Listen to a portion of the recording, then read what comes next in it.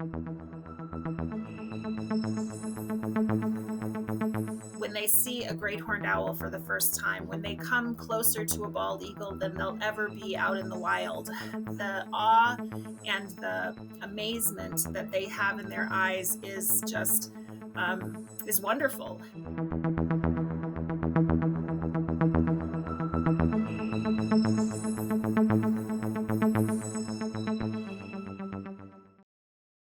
Hey everyone, and welcome to another episode of The Missions That Made Them. I am your host, Jason Verdelli. This isn't just a podcast, but rather it's a movement. It's a movement designed to make the world a better place by bringing more awareness to the great work of the people and organizations making a difference. And more importantly, how you can help. We live in a world today surrounded by a narrative in the media that focuses in on negativity and draws attention to the problems, but not the solutions. Our guest represents solutions, not the problems. And with that, I am super excited to announce our guest today, Karen Avila with the Rocky Mountain Raptor Program. And Karen's going to share all the different things that these guys do. It's just amazing, the arms that they've really extended out into the community. She's going to go over the mission a bit there, and more importantly, how you can get involved. Again, we're all about solution-oriented thinking here in the podcast. What can we do as individuals? What can we do as a society to help each other, as well as to help the environment and help our neighbors and that type of thing? So, super excited to have you on, Karen. Welcome. Thank you, Jason. I'm excited to be here. It's a wonderful effort that you are doing here with the missions that made them, and we're thrilled Fantastic. to be I part appreciate that. So, Karen, tell us about Rocky Mountain Raptor Program. What's it? Tell us what a raptor really is, and kind of fill us in a little bit. What you do?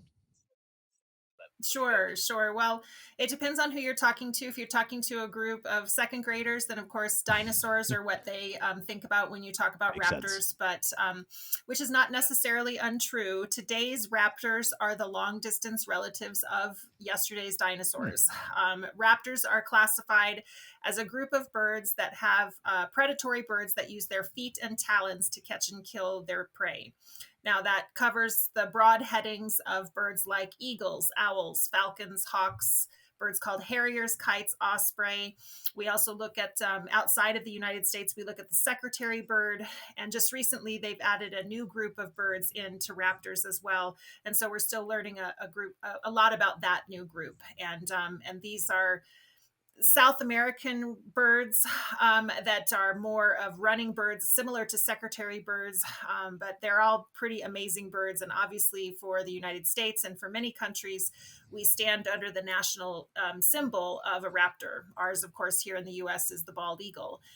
If you go other places, you look at Mexico standing under the golden eagle, Panama standing under the harpy eagle. So they really do permeate our culture no matter where we're from. Raptors are certainly a very important part of our background as well as our ecosystems too. That's awesome. I didn't know that the word raptor meant being able to claw or grab something, basically, right? So any bird that was specific to that. It comes from the Latin root rapore, which means to seize, Uh, which is, of course, what they use. They seize their prey with their feet.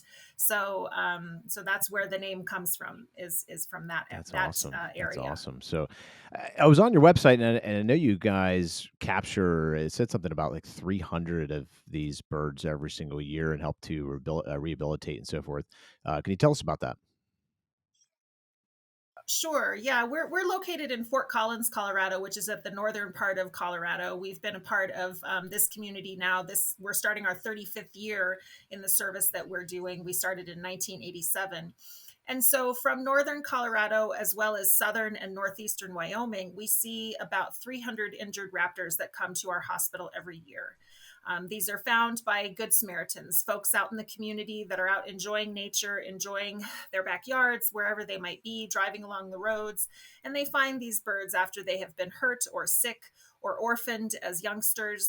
And they work with us to bring them to our facility. In Wyoming, very often they talk with Wyoming Fish and Game, who then transports the birds down to our facility here in Fort Collins. And we work very closely not only with Wyoming Fish and Game, but Colorado Parks and Wildlife, and of course the U.S. Fish and Wildlife Service.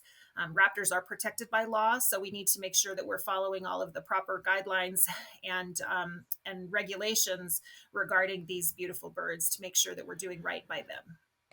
That's crazy. So they capture individual again, you said Good Samaritans capturing. How I'm just curious, how do you capture a bald eagle or any kind of these kind of raptors? I mean, it's hard. I mean, yeah, you can't even catch like squirrels, which are like on the ground, you know?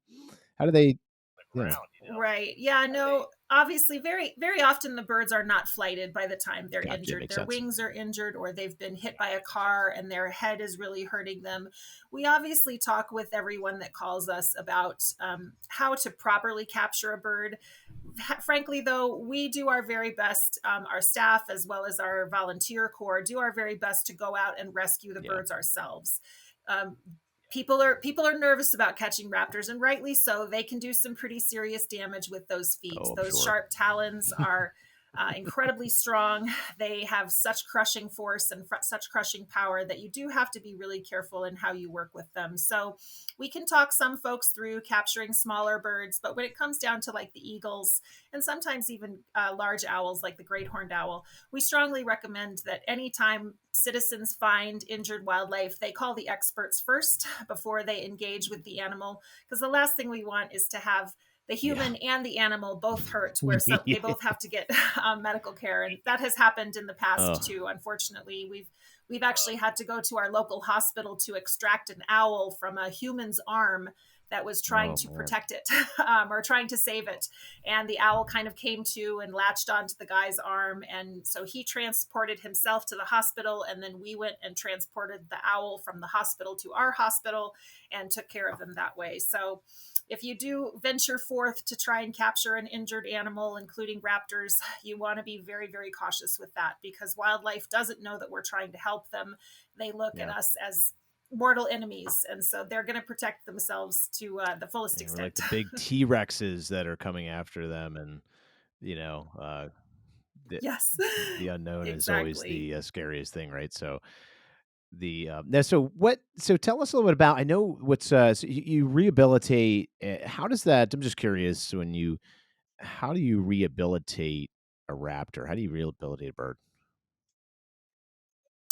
Well, again, they're not Sure. terribly cooperative patients, so we have to work very carefully with them. We work very closely with the Colorado State University veterinarians over at the hospital here in town.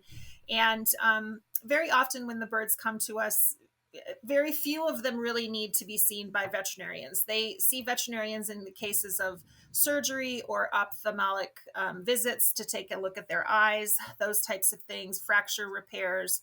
But in general, when we consider rehabilitation, that is really something that we Mm, do in house. We allow them to recover. If they've got terrible headaches from being hit by a car, we give them some pain medication. We put them in increased oxygen to help out with that. We bandage wings if surgery is not needed. If surgery is needed, then we schedule surgery once they're better.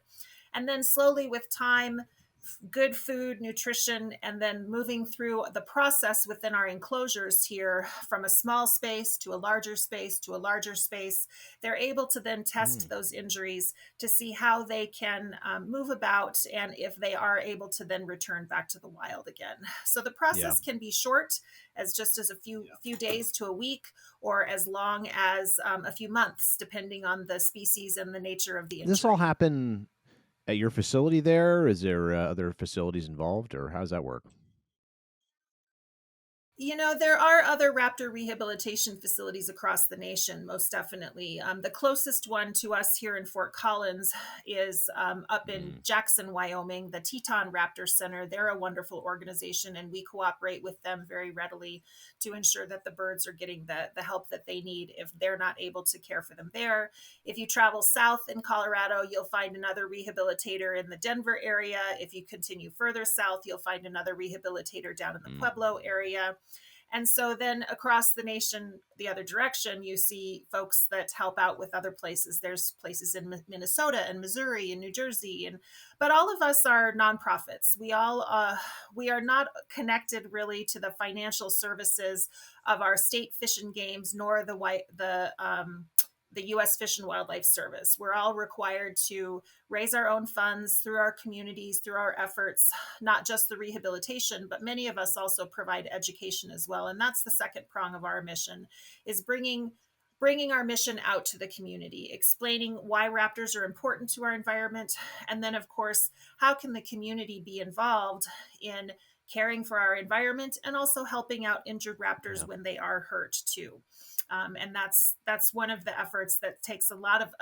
time and a lot of our skill set to go out and share with classrooms of all ages and That's adults so too. cool because when I went to school, I don't remember, being taught how to handle a raptor, a bird raptor, whatever, but I see what you're saying there.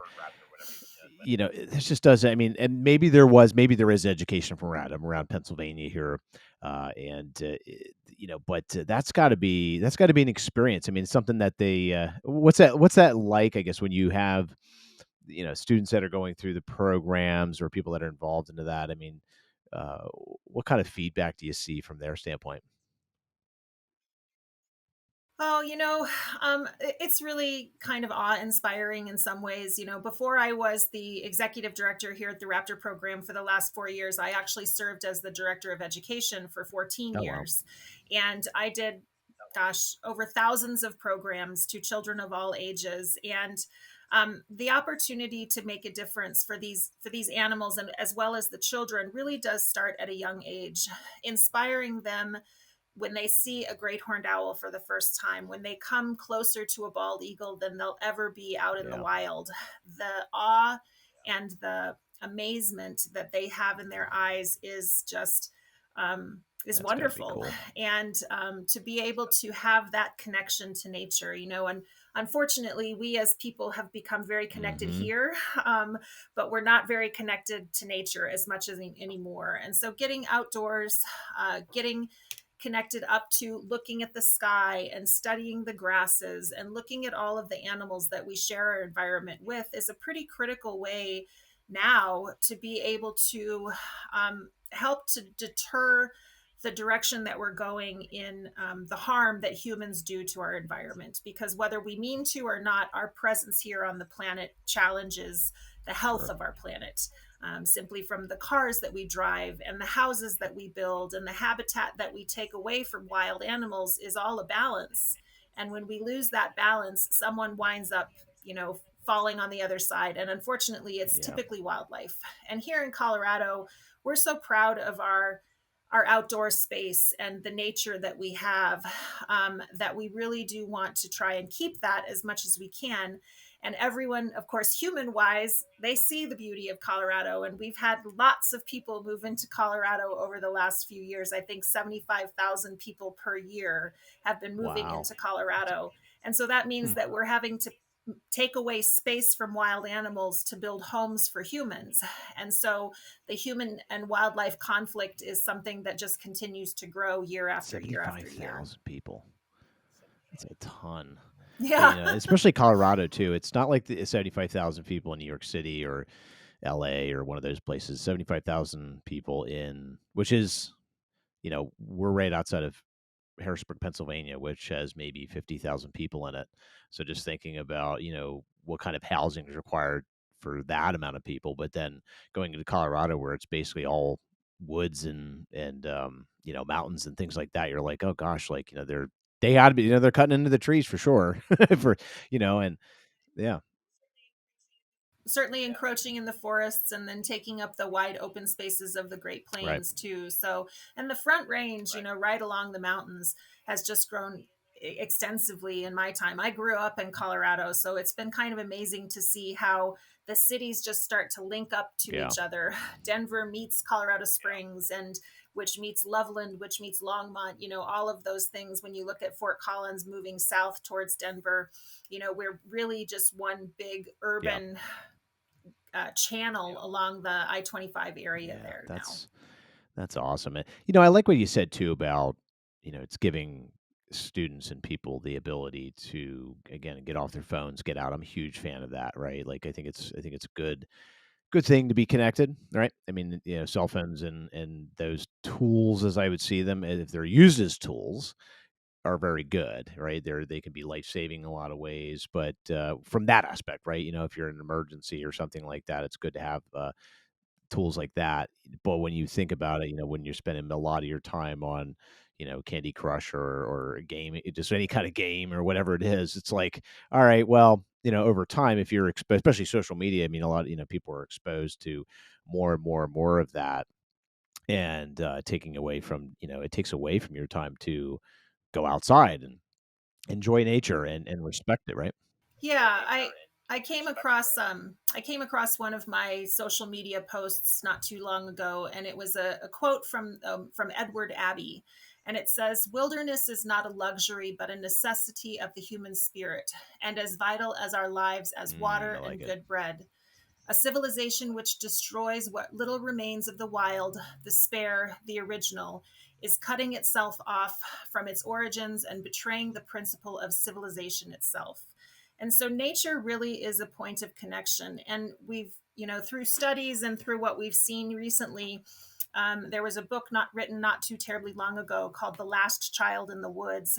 And it talks about how important the connection is for kids and nature to be able to go out and explore and have that opportunity for free play and to wander in the woods or to play in the creeks. And I remember as a child, that Yeah. was my babysitter. I didn't sit in front of a television. I didn't have a Game Right. Boy or all of the wonderful PS4 PlayStations they have now. I explored nature and I came home Yeah. dirty.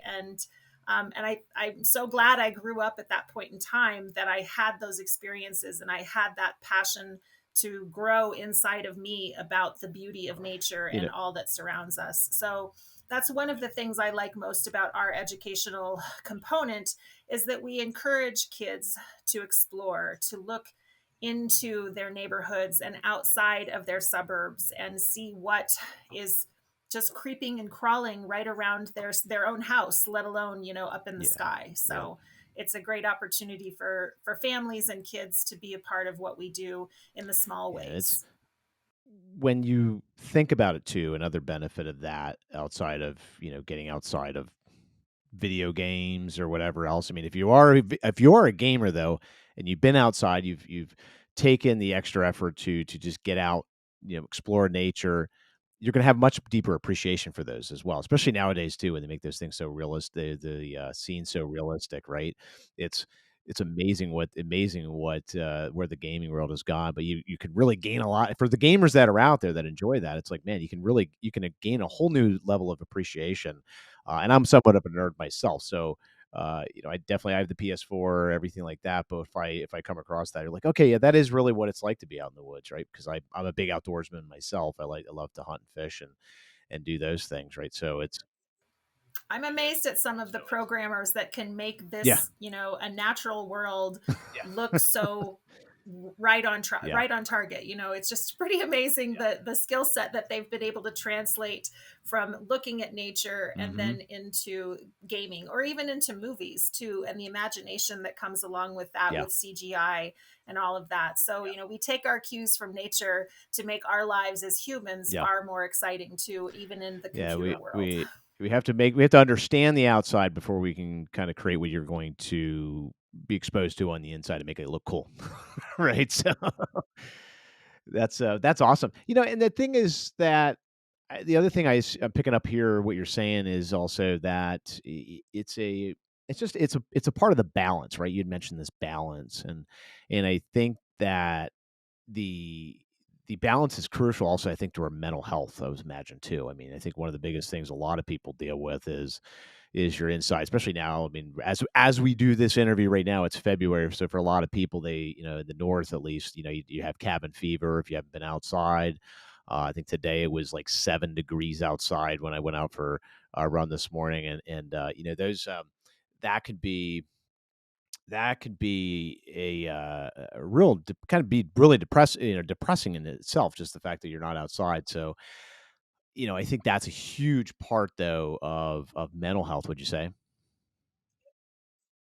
Oh my gosh, yes. And I think the last 2 years Yeah. have really proven that for us, with so many communities being shut down and all of the human venues of bars and sports venues and things of that. Where did we go when we didn't have those to go to? We went Yeah. back to nature. National parks were challenged for a while because they didn't have the staff. But I know locally here in Colorado, our city and county parks were overwhelmed with people getting back out into nature when they couldn't go do the normal things that COVID didn't allow them to Mhm. do. So, I think again, it really does speak to the importance of what we view as recreation, but also how important that recreation is in balancing the wild animals that live in those spaces too. And Colorado has done a wonderful job of setting aside natural areas so that we don't actually build on them, so that we can utilize them for recreation, but wildlife can still have places to live too.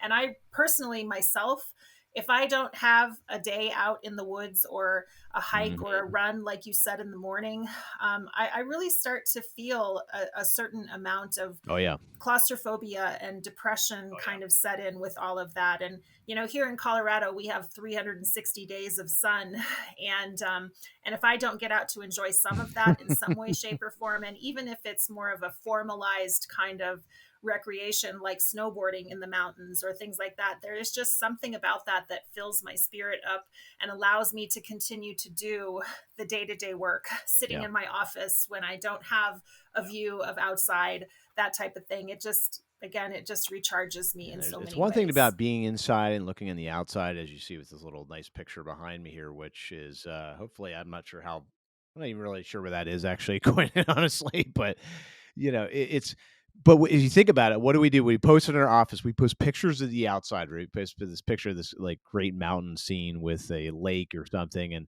it's so true though, because when you do get outside, I think one thing, if you're listening to this and if you get nothing out of this, I think is not only just, I think the key thing is just gaining an appreciation for nature. And I think one of the best ways you can do to support that appreciation is to support the Rocky Mountain Raptor program and that type of thing. But I think one other thing intrinsically for you to take is also the fact that if you're not getting outside, I mean, there's all sorts of studies done. I am no doctor by any stretch of the means. I guess this podcast might be a little bit cooler if it was, but it had some really cool stats that I could stick behind. But I do know, like, even just by standing by water, I think it's some sort of like, I don't know if it's negative, positive ions, but something by like even just being out near water that is supposed to help you just feel better, right? It's supposed to, there's something with it. And I think that's, I mean, but there's a lot of different scenarios like that, getting vitamin D, being out with the sun, right? All these things, right? Sure. All these things, right? They say that there were studies done with children, and especially children that have ADHD or focus capabilities that don't do well in the classroom, that if they take them outside for play and they can actually have some enjoyment and listen to the wind, that actually helps to focus them to come back into the classroom and do better in their studies, simply because of that environmental connection that they've had. So yeah, I don't Yeah. disagree. I mean, I'm a scuba diver. I love going to the beach. I love going to the ocean. I love feeling being surrounded by all of that. I like hiking into the woods and disappearing from civilization, and again, disconnecting that electronic device from the world to just allow a far better connection to myself and the people that I'm with.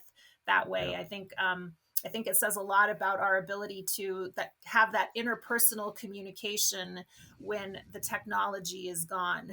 And I think that Huge. that's really where I find a far better connection to my fellow human when I am not Right. connected into the city. Well, and you're not just exposed to social media, this sense of connectedness all the time, which I mean is just, I mean, human beings were not meant for that, right? We evolved.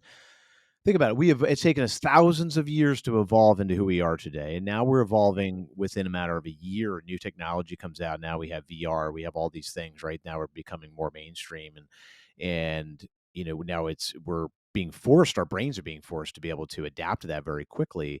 And with that, you're seeing record rises in cases of depression, anxiety, all of these different types of mental diseases or scenarios that these are all scenarios that you can overcome, right? You can overcome these things. A lot of I'm not saying don't get medical help or anything like that, but just do going outside and getting into nature.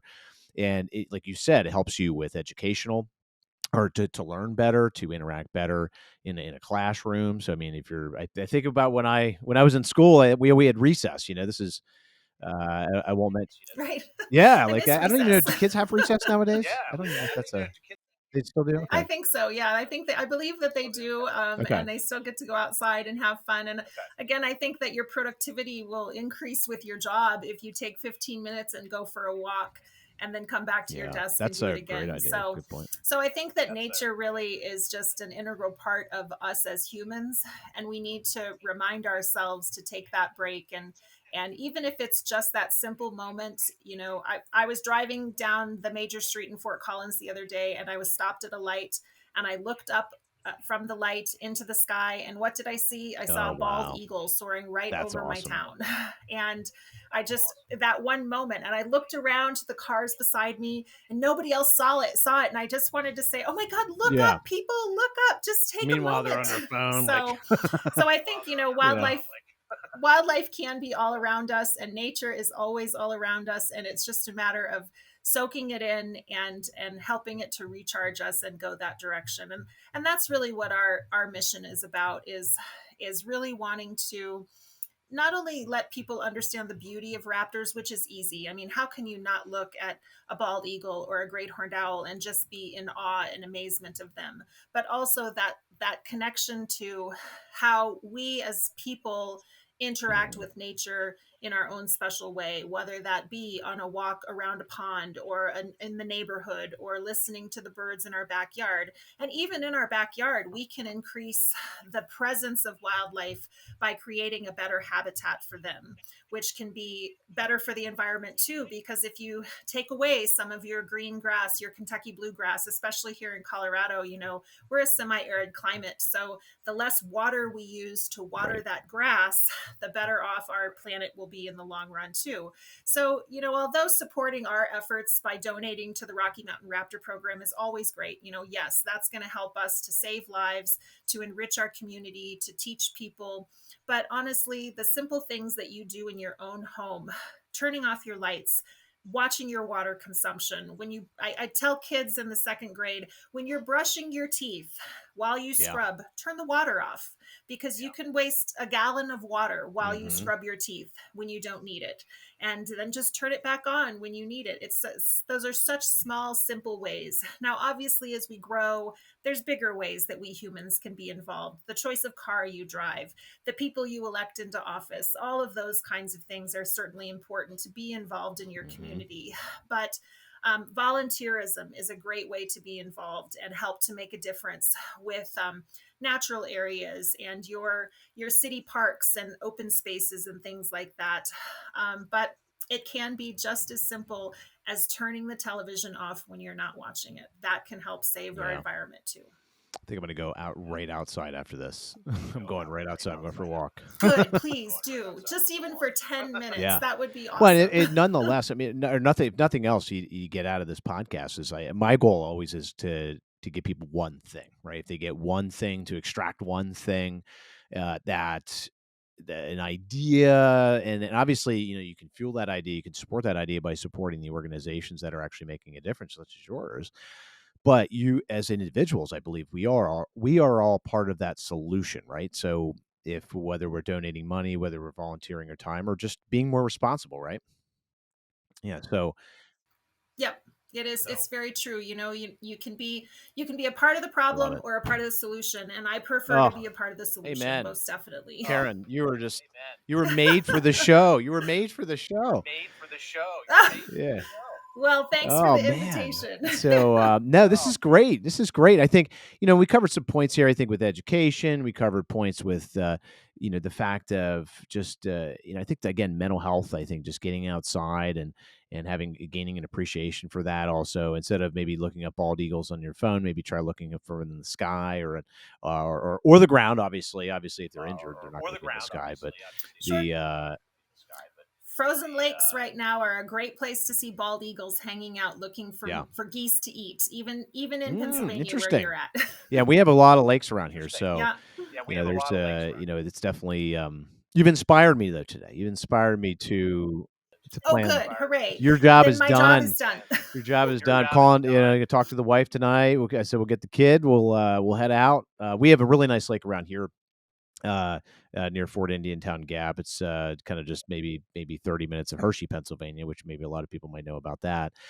But it's such a nice area there, and it's so close. I mean, think about any kind of lake or place, park. There's a lot of state. Pennsylvania is great. It has a lot of state parks, but the other states have that as well. And there's a lot. I mean, that's the thing about the U.S. is there's so much state. There's so much. States usually have a lot of state parks or a lot of opportunities for you to just get out into nature and hike or like trails, things like that. So it's just like, maybe this weekend instead of maybe going to the movies or, instead of going shopping in the mall or whatever it is that you plan on doing, hey, go outside. It's free, and you're going to feel better. Yep, bundle up. It's free. You've got your city parks, your state parks, your national parks. They are our true natural resource. They are a treasure to be protected and a treasure to enjoy, most definitely. No matter where you go, you will encounter wildlife, even if it's just a ground squirrel or ducks on your pond or raptors in the sky or herons fishing. All of that is a wonderful connection, and not to discount anything that's the choice of going Right. to purchase something or going to see a movie. That's always fun too. But you can go do a movie at night. Go Mm-hmm. out in the day and enjoy the sun and get a little exercise and breathe a little deeper Yeah. and enjoy what nature Or has hey, put right in front of instead you. of that's for if you're taking a break at work or whatever, hey, is there a local place you can go for a walk, or if is there a local place that there's a stream or a lake nearby that you can just go and you know sit by the lake and do something different, right? I think it also what helps you with feeling any kind of, with a lot of people right now, especially with the pandemic and everything like that, if they're feeling, they're still feeling stressed out, or gosh, if you pick up you pick up your phone. I always say this in every podcast, but I mean, we're constantly being bombarded with messages from the media of how negative the world is, and yeah, there are issues and there are problems, but again, if you have the ability to put yourself in the right state of mind, I think if we're all in the right state of mind, that's where solutions can happen, right? I mean, yes, volunteering, all these other things are very important, but if you are not in the right state of mind, you're going to make decisions that are not as good as you would if you were in the right state of mind. And a lot of times that's just getting out. When you go for that morning run or you go for that morning walk, man, does that feel great when you're done? It's sometimes terrible as you're doing it, but I'm not gonna Yes. admit. Yes, sometimes I curse Yeah, every moment of that morning run, but man, when I am done, I feel like I can conquer the world. And the it does. sunrises and the sunsets and that which you see, the colors that are just vibrant in front of you. I don't know. I don't think there's a Yeah. replacement for that. I think that it's just not. It's far better live than it is Yeah. Yeah, memorized, and so to speak. it's conscious awareness, I would say, right? Is we know that we've heard about this, we've grown up saying, yeah, get outside, things like that. But then I always feel too in my adult life, it's like, okay, now we're under fluorescent lights a lot. Or whatever, we're under lights, right? I'm under lights right now. So, but sometimes it's just a matter of saying it's changing your habits, and you can change your habits by thinking about, hey, how do I just go outside? Even if you're at work, don't take a break in the break room, go outside.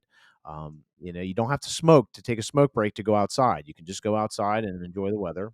Grab your coffee, grab your water, take a stroll around the parking lot, Yeah. look into the trees. Yeah, it's so simple, and I think we forget that sometimes, and we think, "Oh no, I've got to work through lunch. I've got to work through lunch." No, you could take 10 Hmm. minutes. You could take 5 minutes. That would be okay Yeah. too. So I think it really is, like you said, Jason, I think it's a matter of balance. You have to have all of that in your life. And balance is hard to find, but I think it is, I think we all are capable Big of it, time. most Yeah, the definitely. balance is there, and your capability to recognize when to do these things is there too. And there's never, it's not like we all have the same amount of time, but it depends on what we do, what we choose to do with it is the difference in how we feel, right? So you have some people, as this world goes on, they're part of the solution. Yeah, they know there's problems. Yeah, they know there's issues with the government, or there's issues with this. There's always going to be issues.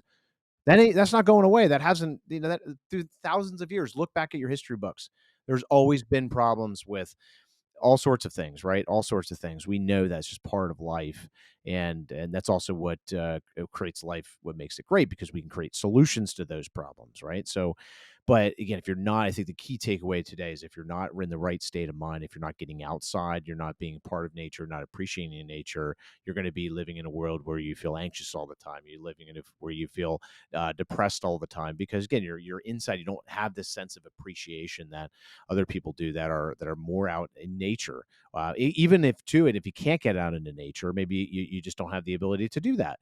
Then hey, get put on a if you're in front of a screen or whatever, maybe watch a documentary on something with wildlife. Man, does that make a big difference? I mean, that makes you feel, it's weird. Not even, I mean, being outside is the ultimate, but the even just being able to watch nature. I love watching like the Planet Earths and those types of documentaries, which just make you, I mean, you just feel so good. It's not like watching the news or something. When you're done, you kind of feel, yeah. And then, you watch something like that, you're like, oh Yeah. wow, I had no idea that, these things came out at night, or, I mean, just amazing things are happening 10, from maybe 10 yards from your house, so Right. Right. To reconnect, that's part of our mission. Is we want to inspire appreciation and protection of raptors and the spaces where they live through the three prongs of our mission: rehabilitation, education, and a component of research. With all of the birds we see and all of the data that we have to collect, we've participated in a variety of different research projects, a lot of them centering around avian medicine, but also human medicine too. We've been on the cutting edge of learning about West Nile virus, and we also are studying the effects of avian influenza, as well as better techniques for veterinarians to work with avians and things like that. So, again, I think that really inspiration is where nature comes into play, and it's inspiring. It's inspiring to our everyday lives. It's inspiring to make our world better, and not just, I mean, yes, I want my world to be better, but I want the world for those that come yeah. after me to be better. And children really do need our help in regards to that. We need to ensure that they can have a better life than what we had growing up. And so that's where my hope with our education can come in, is that we can help kids to understand that even as a child, you can make a difference in this world. It's not Hmm. just an adult world that makes a difference. One of the funnest things that I've seen grow over the years, and I have to place that at the parents' feet as well as the children, but oftentimes we see a lot of kids are asking to have the raptors come to their Oh, birthday that's party. cool. And instead of asking for gifts for themselves, they actually ask for their friends to bring some of the supplies that we use at the Rocky Mountain Raptor Program. And I think Yeah. that's amazing. I mean, those are kids making a difference in the smallest way, but I don't, them saying, I don't need any more Hmm. stuff. I have a lot of stuff at my house and I'm well taken care of, but I want to give back to these creatures. That just breaks my heart in the nicest way possible. It's just the Yeah. sweetest thing to see those kids do that. And classrooms, that do the same thing, a product drive, or they collect their spare change and throw it in a jar and donate that to the Raptor program so that we can pay for medical supplies or we can buy food for the birds. I mean, those are the kinds of kids that are great. And I think that's one of the things I've enjoyed so much about our volunteer program, is that we have helped to we have helped to mold children in so many different ways. We have had for the longest time kids involved in our rehabilitation aspect of what we do, and they have grown up to be some of the most amazing adults I've ever met. And I'm so proud of that we've had that small influence in their lives, that they've wanted to help wildlife, help to make a That's difference, awesome. and be involved at a larger That's level as great. they get older. Any last, Karen, this has been amazing. So, Oh, thanks. I've had fun, Jason. This has been great. I really appreciate you guys sharing the missions of folks who are trying to make a difference like we are. And for the Raptor program, with our 35th year, we are still looking to the future. Here in Fort Collins, we're trying to plan and build a nature center here in our community. And we're at the very early stages of exploring all of that, but we've been lucky enough to have to acquire 26 acres of oh, wow. property right around Old Town Fort Collins. And our hopes are over the next few years to be able to plan and raise funds to have a place where people can come and learn about the habitats of the Rocky Mountains, and they can have birds to help them to explore that, and other animals as well, so that when they gather those tools and that knowledge within our facility, then they can take it out into nature and say, all right, I'm going to Coyote Ridge Natural Area and I'm going to explore burrowing owls, or I'm going to hike up to the top of Horsetooth Rock and we're going to watch the prairie falcons soar around the rock.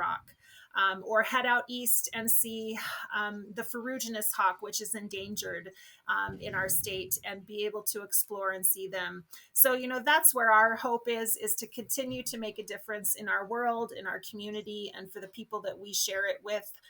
Whether they be locals or whether they be visitors, that's our hope, is that through raptors, through nature, we can help people to find that balance, to get outdoors and enjoy nature and find that connection that is far better than what we Mm-hmm. get just right here. Yep, that's key. I mean, yeah, you want to feel better, you want to make a difference, get outside, take part in something bigger than yourself. So, um, Yep. Take a trash bag and yes, pick up some garbage. yeah, yep. I mean, all these little things, they add up. They make it better for the not only the birds but the rest of the wildlife and the rest of what makes our world balanced, right? Yeah, that's And the yeah. humans Well, because too, we're part of that too. We're So yeah. next time you get out this weekend, Jason, with your kids, look to the skies and have a great time. Thanks so very much for Absolutely, having me absolutely, today. Karen. I appreciate that. And your website too. It's rmrp.org, right? rmrp.org.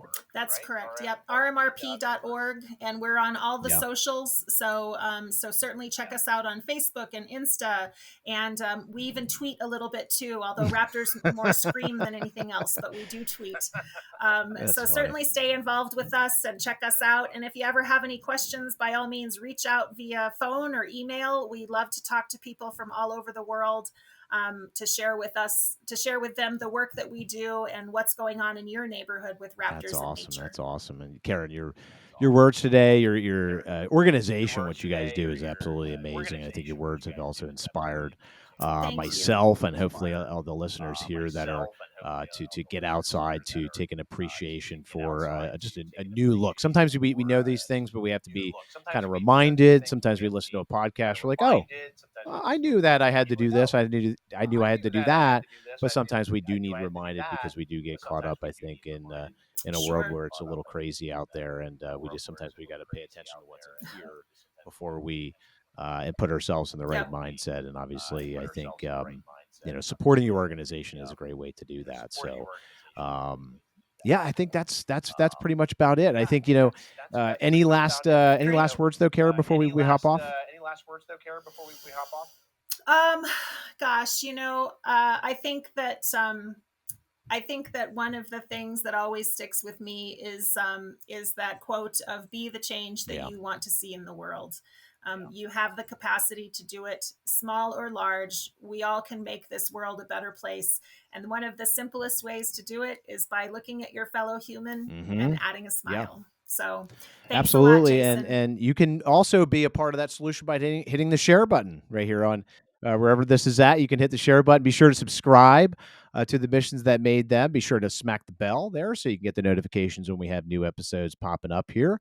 And every episode every episode we're listening to the people that are behind the solutions. So if you want to be part of the solution, you want to make this world a better place, And then this is be sure to subscribe and be sure to share with all those that you also want to take part in that. I think together, if we do this, we make this community together, community of people that are solution oriented, this world will become a better place. So with that said, have an amazing day, everybody.